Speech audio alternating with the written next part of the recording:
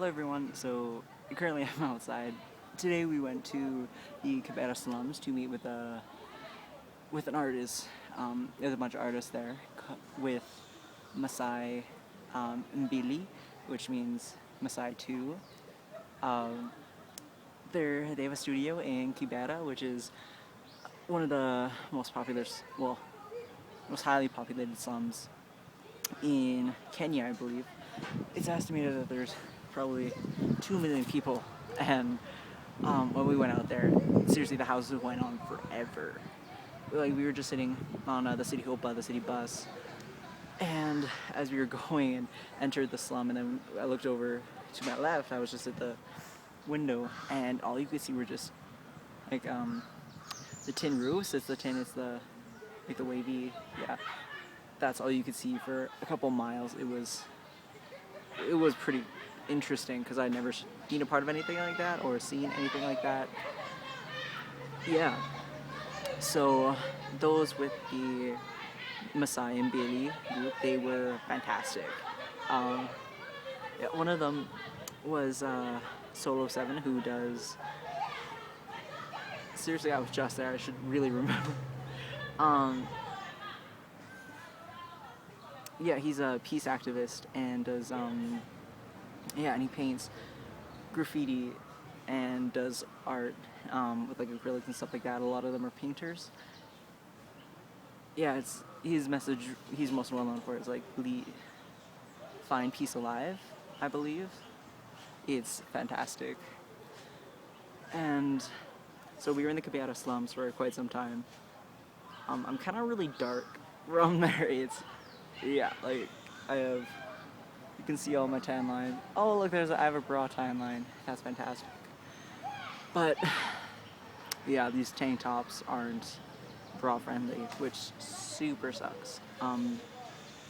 But yeah, in Kibera it was so interesting. We were chatting with the artists and they were showing us around to their studio and then another, which is I believe it's the Nairobi youth group, and they have bones and then they make jewelry out of it. So they go and both shaping themselves with grinders and yeah, and then they go bleach them, clean them, and then dye them so that they end up being like different colors and different textures and shapes and things like that. It's pretty cool. The bone dust though that they actually, so when you're at the grinders, it's like you're actually physically grinding the bone, and bone dust is very toxic to inhale. So the guy that was kind of describing it to us, he had a mask, but he just had it down, and everyone else drank milk. Us and Souls, we had a giggle about it because it's kind of ironic how you're ingesting bone dust, which is super toxic, and then to negate the bone dust that you're ingesting throughout the day or breathing in is to drink milk. So we found that kind of ironic. Yeah, and then they showed us around Kibera for a bit, and it was great to see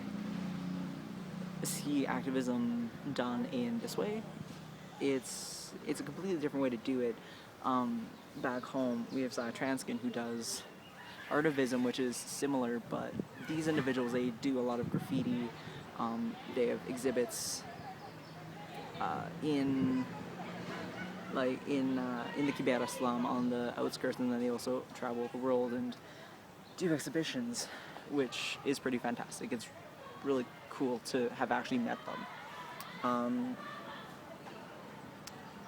Yeah, I'm sorry, I'm keeping a look on the time. It's 4:13, and to upload it's really difficult, so I have to keep them at 5 minutes. So I'm gonna end up doing this video in 2 parts, so you'll see part 2 in a bit. So yeah, for now, ta-ta, and you'll see me in part 2.